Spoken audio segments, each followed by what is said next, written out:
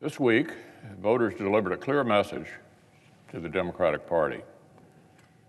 You were not elected to radically change America. You were not elected to radically change America, period. The message was clear on inflation, on economics. The message was clear on keeping woke propaganda out of public schools. The message was clear when even the citizens of blue New York, voted down left-wing changes that would weaken elections, similar to what's been proposed here multiple times. And the message was clear when citizens pushed back on anti-policing and on anti-law enforcement attitudes. Even in the most liberal cities and the most liberal states, Americans told Democrats to leave their extreme campaign to defund the police behind. Let's take Minneapolis, for example. Last summer, one local congresswoman called the police department, quote, rotten to the root, end quote, and insisted that, quote, no one is saying that the community is not going to be kept safe. Well, what happened?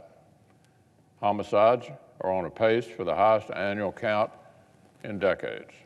So this week, Minneapolis voters rejected a ballot measure that would have removed the police department, listen to this, from the city's charter.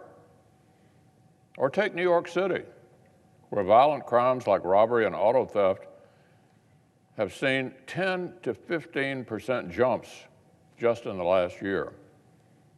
This week, voters chose for their mayor a former police captain whose platform declared, quote, if we're for safety, we need the NYPD. That's the new mayor of New York.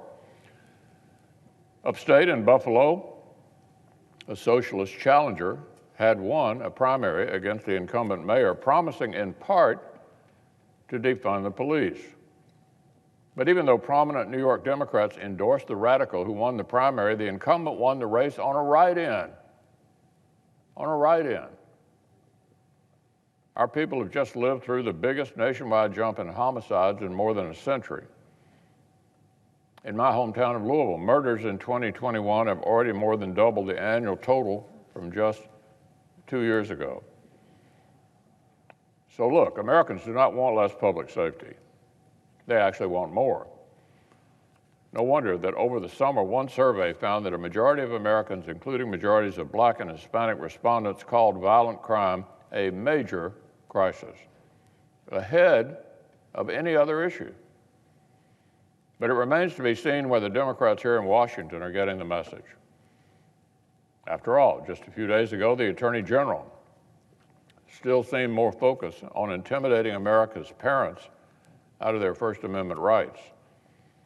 For the sake of public safety across our country, let's hope that Tuesday election results compel our friends across the aisle to come back into the mainstream.